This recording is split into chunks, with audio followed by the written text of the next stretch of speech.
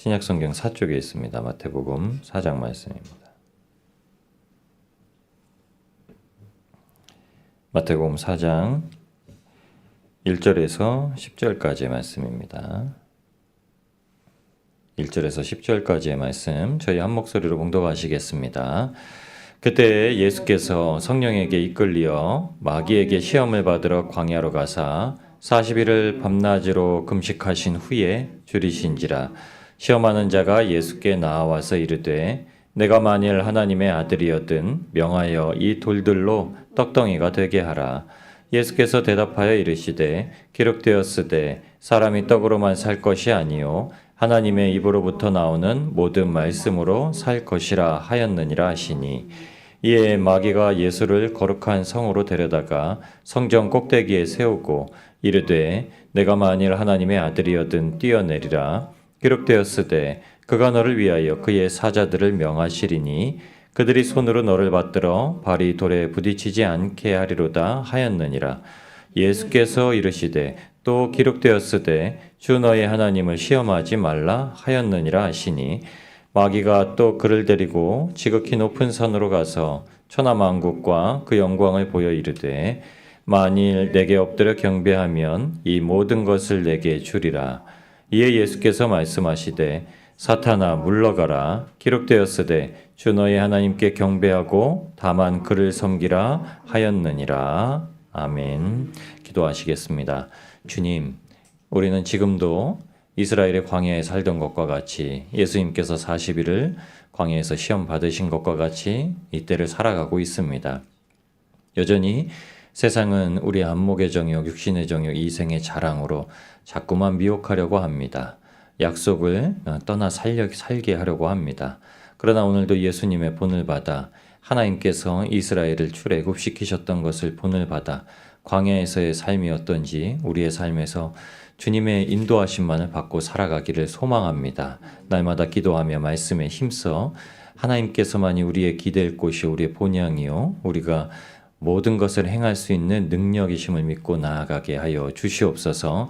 오늘도 오직 주님께서 우리에게 그 사랑과 기뻐하심을 증거하시고 이 시험을 이기게 하셔서 승리의 깃발로 주님께 영광 돌리게 하실 줄 믿고 감사드리오며 거룩하신 우리 주 예수 그리스도의 이름으로 간절히 기도드리옵나이다. 아멘. 오늘 1절부터 10절까지의 말씀은 이스라엘이 광야 생활했던 거에 대해서 분명하게 다시 언급을 해주시는 겁니다. 사탄이 와서 이제 시험을 하죠. 사탄이 와서 시험하는 거는 뭐 돈으로도 시험하고 명예로도 시험하고 아니면 그 뭐 종교적인 신앙적인 거룩함을 가지고도 시험을 합니다.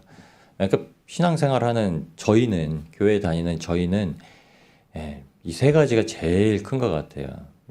하나님의 축복을 받았으면 집도 부하고 우리 집이 그냥 명문, 신앙의 명문 가문도 되고, 그리고 그러니까 세상에서도 이 빛을 잘 드러내는 좀 이름 있는 사람이 되고, 그 조건을 다 사탄이 알고 있어요. 그러니까 우리가 이거를 하나님 앞에 다 무너뜨리고 나아가게 하시는 것이 하나님의 뜻입니다. 사탄이 유일하게 한 번 말씀을 들어서 얘기를 하죠. 그래서 성전 꼭대기에 올려보내서 하나님, 네가 만약 하나님의 아들이었든 뛰어내려라. 그럼 천사가 너를 붙들리라, 받으리라. 이 시편 91편 말씀이세요. 근데 사탄은 참 재밌어요. 사탄은 영적 세계를 다 알죠. 근데 이 91편, 시편 91편 1절 2절 말씀을 인용한 건데 이 3절 이후의 말씀은 어떤 말씀이냐면요. 그 사탄의 머리를 깨부실 예수님이 계시다라는 거를 이제 해주세요. 그러니까 그것에도 대적에게도 미혹받지 마라 라는 말씀을 하시면서 하나님께서 주셨던 시편 말씀이에요. 그런데 예수님께서 오늘 이 시험하는 자, 사탄이 와서 시험할 때 3번이나 하나님의 말씀을 언급하는 구절이 다 신명기 말씀입니다. 신명기 8장 그리고 신명기 6장의 2번의 말씀을 가지고 이야기를 하십니다. 그럼 예수님께서 어떤 길을 걸어가셨는지 아시죠? 여러분, 이 땅에서 우리가 이제 의지하고 살 것이 아무것도 없고 놓고 갈 것을 이제 알려주시는 거죠. 여러분, 집에서 좀 더 눕자, 좀 더 자자 하는 말은 그 집에 있자는 말이잖아요. 몸이 힘들면 당연히 눕고 싶죠. 근데 일어나서 집을 떠나야 이제 시작이 돼요. 모든 삶이 시작이 돼요. 그리고 나와서 일을 열심히 하다가 막 힘들고 지칠 때, 아우, 집에 가 쉬고 싶다. 돌아갈 곳이 있다라는 걸 알려주는 게 집이에요. 그러니까 우리의 일상생활은, 육체의 생활은 집이 그리워서 돌아가는 것처럼 피곤하고 힘든 여정이지만 반드시 돌아갈 곳이 있다라는 거죠. 그럼 이 땅에서 집 없는 사람은요.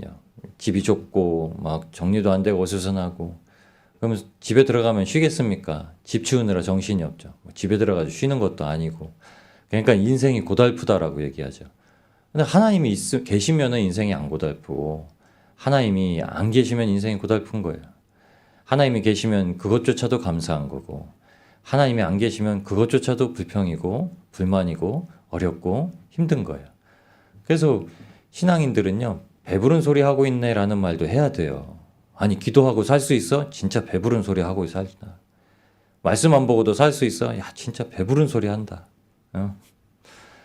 여러분 날마다 갈급한 인생이어야만 주님을 찾고 주님 앞에 나올 수 있다는 것을 우리가 믿고 주님 앞에 나올 수 있게 되기를 주님의 이름으로 축복합니다. 주님께서 시험하는 자에게 가시기 전에 뭐라고 하시죠? 성령님께 이끌려서 출애굽을 할 당시에 모세에게 광야에서 40년 동안 훈련받은 모세에게 하나님께서 나타나시죠. 애굽으로 가라고 하세요. 근데 그 말씀이 출애굽기 3장부터 이제 시작이 되는데 나는 말주변이 없어서 내가 어떻게 이스라엘을 건져내겠습니까? 모세가 이렇게 얘기해요. 근데 저는 그 말씀을 보면서 내가 거기 살인자로 지명수배 받았는데 제가 어떻게 거기 갑니까? 이 말씀으로 들리는 거예요. 나는 입이 아둔한 자입니다. 입이 우둔한 자입니다. 말주변이 없는 자입니다. 그건 하나님께 핑계고 아니 하나님 제가 거기서 사람 죽이고 나와서 바로가 나 잡아 죽인다고 해서 쫓겨나왔어요. 40년이 지났는데 제 공소시효권이 말소가 안 됐으면 어떡합니까? 이게 이렇게 들리는 거예요. 뭐죠? 뭐가 하나가 있어요. 그러니까는 그곳에서 나고 자랐지만 모세는 그것이 집이 아니에요. 그곳에 가면 그냥 잡혀서 감옥 가고 뭐 사형당할지도 모르고 이런 신분인 거죠. 근데 하나님은 아세요. 그러니까 하나님이 그것 가지고 책망하지 않으시죠. 그러니까 성경에는 기록되어 있지 않았지만 제가 보기엔 그런 거예요. 왜냐? 모세가 그렇게 나왔기 때문에. 모세는 다 알려진 사람이었기 때문에. 그리고서 모세를 들여보내셔서 이제 건지실 때도 그러시죠. 광야를 데리고 나오시는 건 하나님만 섬기라고 하시는 말씀입니다. 오늘 10절에 예수님께서 사탄에게 마지막으로 들려주시는 말씀이 주 너의 하나님께 경배하고 다만 그를 섬기라. 출애굽을 해놓으신 목적을 아시죠? 하나님께서 광야로 데리고 나온 목적은요. 모세가 바로에게 가서 계속 말합니다. 이 백성이 나가서 우리 하나님께서 우리에게 명령하신 대로 하나님을 섬겨야 하겠다. 이렇게 분명히 얘기해요. 그럼 광야는 애굽에 있을 때는 전혀 하나님을 못 섬긴다는 얘기입니다. 그러니까 우리의 심령이 여전히 세상을 겸하고 애굽에 살아가면 하나님을 절대 못 섬긴다는 거예요. 그러니까 데리고 나오세요. 광야에서 하나님만 이제 보여지기 시작할 때 다른 어떤 것에 제약받지 아니하고 하나님만 보여지기 시작할 때 예배가 시작된다는 거예요. 실제로 저희가 주일 예배를 드릴 때 주일 성수는 주일에는 아무것도 하지 말고 지키라고 얘기해요. 이게 이스라엘이 안식일에 토요일 날 아무것도 안 하고 안식일에 뭐 하면 큰일 난다라고 얘기를 하셔서 안식일에는 아무것도 안 해요. 금요일 오후부터 가판대를 정리하고 토요일 날 완전하게 아무것도 안 하고 그냥 말씀 듣고 찬양하고 이제 그렇게 쉽니다. 이렇게 해서 우리도 주일도 그렇게 지켜야 된다라고 얘기해요. 뭐 그렇지는 않습니다. 뭐 우리는 유대교도 아니고 주님께서 부활하신 주일을 지키는 거니까요. 이 일을 할 수도 있어요. 뭐 끝나고 예배 끝나고 바쁘고 뭐 바쁜 일 안 보겠습니까? 일은 할 수도 있어요. 근데 뭐 직장이나 가게 문을 열어야 돼서 주일날 내가 주일 성수를 못 한다. 그러면 이제 안 된다고 하는 거예요. 왜 그러냐고 하면 다만 하나님을 경배하고 하나님을 섬기라고 해서 세상에서 건져주셨다는 거예요. 그 주일을 섬길 수 있도록 하나님께서 건져주셨다는 말씀이죠. 그런데 사탄이 미혹하는 거예요. 그러니까 여기서 넘어지는 겁니다. 사탄이 돈 준다고 하죠. 사탄이 명예 준다고 하죠. 사탄이 그렇게 안 해도 일상에서 삶의 예배로 잘 할 수 있어. 그냥 월요일부터 토요일까지 잘 섬기잖아. 그런데 뭐 주일날도 그냥 그렇게 섬기면 되지. 이게 아니에요. 공동체를 무너뜨리는 거죠. 교회는 그리스도의 몸이라는 걸 무너뜨리는 거죠. 단순히 교회에 오는 걸 얘기하는 게 아닙니다. 공동체 안에 속해서 그 교제가 무엇인지를 알게 하시는 하나님의 말씀에 흔들리기 시작을 하는 거죠. 그래서 주님께서 뭐라고 하시죠? 우선 성령님께 이끌리셔서 사탄에게 먼저 시험 받으십니다. 맨 끝이 사탄의 시험이 아니에요. 맨 끝은 본디오 빌라도에게 고난을 받으사 합니다. 우리의 사도신경이 그거예요. 맨 끝은 누구죠? 결국은 인간이 잡아가고 인간이 판결을 내리는 겁니다. 그런데 그거는 그냥 수월하게 이겨요. 뭘 이기시고 나가셨기 때문이죠. 첫 번째로는 하나님께서 사랑하시는 자라, 내 기뻐하는 자라는 확언의 말씀을 들으셨고, 성령이 비둘기같이 임재하셨고, 그리고 그 성령은 어떻게 나가시죠? 사탄을 먼저 대적하여 이기게 나가십니다. 십자가에 달리셔서 모든 영적인 세계의 미혹을 다 이기게 해놓으셨습니다. 그러니까 우리의 삶은 뭐죠? 주 예수를 믿어라. 그리하면 너와 내 집이 구원을 받으리라. 마음으로 믿어 입으로 시인하여. 우리는 주를 그리스도라고 시인을 하고서 내 주인입니다. 이제 내 왕이십니다라고 이제 받아온 거예요. 그래서 이걸로 이제 사탄과의 싸움은 먼저 끝난 겁니다. 그럼 이제 뭐가 남았죠? 이제 계속 공격이 나오는데 언제까지 공격이 오는 줄 아시나요? 십자가에 못 박혀 예수님과 죽고 부활할 때까지 공격이 오는 겁니다. 육신으로는 십자가에 못 박혀 주님과 함께 죽는 순간. 그래서 사도 바울은요, 다른 것으로 계속 올라와요. 죄는 이 단전에 있어서 우리가 신앙의 깊이가 단전까지 이르렀으면 거기에서 찾아내는 죄가 있어요. 아, 내가 이것까지도 죄구나. 내가 이렇게 하는 것도 죄구나. 내가 아직도 내려놓지 못한 거구나 하면서 깨달은 게 있어요. 그럼 그것을 넘어가요. 그러면 참 그분의 믿음이 거기까지 성장한 겁니다. 그런데 저 발끝에 있는 것들이 또 올라와요. 그러니까 어떻게 하죠? 신앙생활은요, 사람을 거룩하게 만들어요. 신앙생활은 자신을 참 의의 병기로 들이게끔 만들어요. 동일한 선상에서 놓아보면 어떤 분은 이런 사건으로 넘어져요. 정말 아이 같은, 그러니까 초등학교 국어와 산수를 배웠던 수준만큼 견디세요. 그런데 어떤 분은 중등 과정 있는 것까지 견딜 수 있으세요. 그런데 어떤 분은 대학원 박사 과정에 있는 것까지 견딜 수 있으세요. 세상은 그걸 지식이라고 얘기해요. 뭐 그런 것까지 알아. 어떤 뭐 그런 계산하는 것까지 알아. 그럴 필요는 없어요. 근데 그건 우리에게 영적인 세계를 보여주시는 거예요. 그럼 왜 그런 것까지 알아야 되느냐? 신앙은 중도가 없어요. 신앙은 멈추는 것도 없어요. 신앙은 뒤로 물러나는 것도 없어요. 신앙은 무조건 앞으로 가야 돼요. 신앙은 예수님과 같이 되는 거라고 말씀하셨어요. 그래서 이 마음을 품으라고 하셨어요. 빌립보서 2장 5절에 이 마음을 품으라. 어떤 마음이죠? 예수 그리스도의 마음인데 빌립보서 2장 1절에서 4절까지는요. 그럼 우리가 어떻게 해야 되는지 알려주세요. 빌립보서 2장 1절에 4절 말씀은 마태복음 5장에서 7절 말씀까지도 똑같은 말씀 같아요. 그러니까 이것만 하고서라도 예수님의 마음을 품고 하면 다 이루어진다라고 빌립보 교회에 얘기를 하고 있습니다. 그러니까 주님은 말씀해 주시는 거예요. 그러니까 우리가 성령으로 이미 고백해서 예수님께서 나를 구원하시고 내 생명을 살리셨다라는 걸 알고 우리는 절대 쓰러지거나 넘어지거나 멸망하지 않는다는 걸 알면 어떻게 하라는 거죠. 주님의 십자가에서 붙들면 그 사건이 계속 넘어가는 거예요.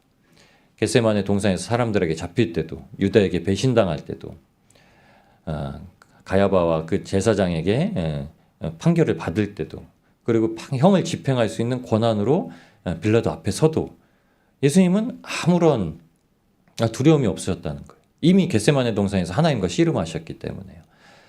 여러분, 야곱이 야복 강가에서 하나님의 사자와 씨름하고 나서 이제 이스라엘이라는 이름을 얻습니다. 이스라엘이라는 이름을 얻은 건 하나님과 겨루어 이기었다라는 이름이에요. 그러니까 씨름했다는 거예요.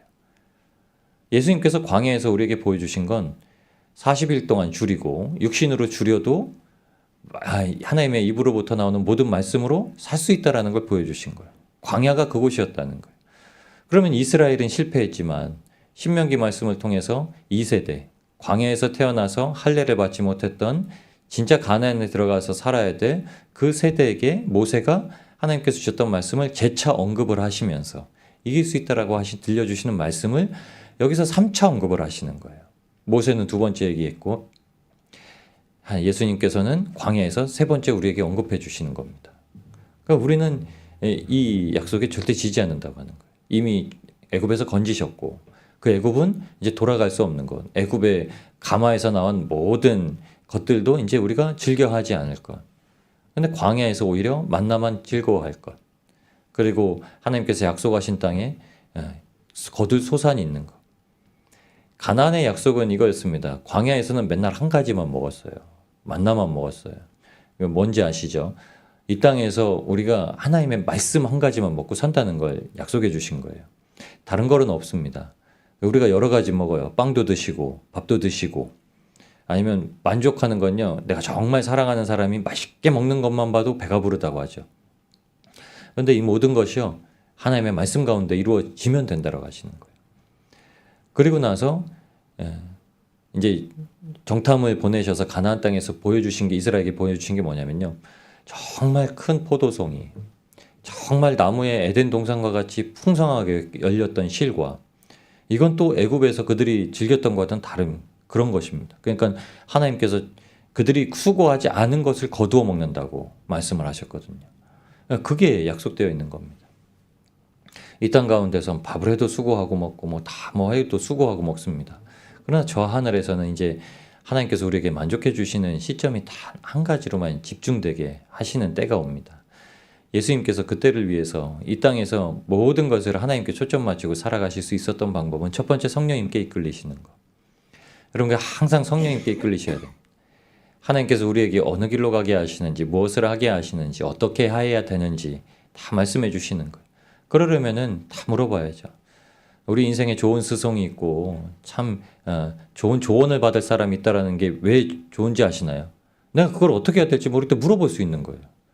전화번호를 모르면 옛날엔 124에 전화 물어봤어요. 근데 저는 이상한 전화가 뜨면요. 저는 재빨리 네이버에다 물어봐요. 052로도 전화 많이 오고요. 052 뭐뭐뭐 딱 쳐보면요. 보험 이렇게 나와요. 그럼 제가 이제 그거를 발신자 차단해놔요. 자꾸 전화가 많이 오니까. 그냥 그런 것처럼 물어볼 게 있는 거예요. 안 물어보면 몰라. 이게 뭐지? 괜히 의심하고. 근데 그걸 우리에게는 믿는 자들에겐 성령님께서 다 알려주신다 약속하셨어요. 그래서 뭘 하게 하시죠? 기도하라. 물어봐라. 그 일이 있을 때마다 물어봐요. 어떤 일이 있어서 문제가 생길 때마다 내 마음이 요동칠 때마다 아니면 어떤 사람이 참 내 생각과는 다르게 판단이 되어질 때마다 물어봐요. 물어보면 하나님 답해주세요. 월요일 날 제가 아이가 하원을 하고서 병원을 데려가야 됐어요. 이상하게 제가 월요일 날은 부산도 왔다 갔다 했잖아요. 월요일 날은 제 앞에 왜 이렇게 초보 운전 같으신 분들이 제 앞길을 이렇게 막으시는지 계속 하루 종일 그런 거예요. 근데 중간에 제가 막 마음이 너무 급한 거예요. 그래서 막 차선을 변경해서 앞지르게 하려고 했는데 또 그것도 옆에 차도 막혀 있고 막 분명히 그 앞은 뻥뻥 뚫렸는데 그냥 제가 이제 죄 짓지 않으려고 제 안에 이제 주님께 저 앞사람은 초보 운전일 거야. 앞사람은 여자 운전자라서 그냥 천천히 가시는 걸 거야 하면서 타협을 하면서 제 속사람을 막 다스리고 있었던 거예요. 근데 막 이제 막 혈기도 오르는 걸 누르고 있었던 거죠. 이제 그때 주님 제가 부르는데 주님께서 그 마음을 주셨어요. 넌 왜 아직도 이렇게 판단을 하니? 그냥 용납하지는 못하니? 이런 말씀을 주시는 거예요. 앞사람이 초보 운전자여야 용납을 하고 앞사람이 그래도 좀 여성 운전자거나 연세 드신 분이거나 이렇게 해서 좀 운전이 더디겠지. 그래야만 용납을 할 수 있냐라고 말씀하시는 거예요. 앞사람이 그냥 평범한 사람인데 천천히 가는 건 용납을 못하니? 이렇게 말씀해요. 용서가 안 되니? 이해가 안 되니? 이렇게 말씀을 하시는 거예요. 제가 깜짝 놀랐습니다. 저게 뭐라고? 60km로 갈 거 50km로 간다고 해서 그냥 내 뒤에 내가 50km 좀 가다가 길이 열리면 앞서가면 되지. 이게 뭐라고 앞차 하나 해가지고. 그러니까 이게 계속 제가 그걸 알 때까지 길을 막아두시더라고요. 그 상황을 그대로 그냥 하나님은 보라시는 거예요. 그냥 그 상황이 중요한 게 아니라 네가 지금 운전하고 가는 상황이, 네가 지금 나와 함께 가고 있는 상황이 중요하다라고 말씀하시는 겁니다. 예수님께서 보여주신 말씀은 그거예요. 예수님이 이미 요단강에서 세례 요한의 증거를 받으셨어요. 사람들의 이목이 집중됐어요. 그때에 예수님께서 성령님께 이끌리셔서 광야로 가셨다는 말씀을 주십니다. 그리고 나서 이 여정을 끝내신 이후에 제자들을 부르시는 사건이 나옵니다. 비로소 천국을 전파하세요. 여러분, 성령님께 이끌리셔서 사탄을 물리치고 난 이후에야 비로소 천국을 전파하세요. 그래야 불과 성령으로 세례를 주실 수 있다라고 말씀하신 거예요. 세례 요한은 물로 세례를 줄 수 있었기 때문에 사탄을 이기지 못했어도 세례 회개하라 복음을 천국이 가까이 왔다라는 복음을 선포할 수 있었습니다. 근데 여러분, 우리가 지금 선포하는 복음은 세례 요한이 줬던 회개하라 천국이 가까이 왔다는 복음이 아닙니다. 두 복음이 나눠져 있어요. 세례 요한은 물로 정결케 하기 위한 복음으로 세상 가운데 전도를 하는 겁니다. 주 예수를 믿으라고요. 근데 우리가 선포하는 회개하라 천국이 왔다라는 주 예수를 믿으라는 복음은 성령님께서 우리를 이끄셔서 사탄을 이기고 예수 그리스도께서 비로소 천국을 선포하셨던 그 복음을 전하고 있는 겁니다. 나는 물로 너희를 세례했어. 회개케 하기 위해서 물로 세례를. 우리가 전하는 복음의 선포는요, 그들이 죄를 회개하기 위해서 전하는 복음이 아닙니다. 불과 성령으로 세례받기 위해서 전하는 복음이고 선포이고 전도입니다. 우리의 삶에서 뭐가 필요하죠? 우리가 성령님께 완전히 이끌려야, 예수님께서 우리를 위해서 십자가에 구원하셨다는 사실을 알고 우리가 그 십자가에 올라서 주님과 함께 살아갈 때 언제라도 그 복음 들고 살아가게 하십니다. 우리가 먼저 사탄의 미혹을 아주 잘 깨달아서 깨어 있어서 그거를 잘 물리칠 수 있을 때 누구에게라도 가서 복음을 전할 때 깨닫게 해줄 수 있는 은혜가 넘치는 줄 믿습니다. 오늘도 저희의 삶 속에 하나님께서 그 기회를 주실 때 잘 캐치하셔서 하나님의 복음이 정말 능력 있게 성령님의 열매 맺으심으로 흘러가는 복된 하루를 누리시기를 우리를 구원하시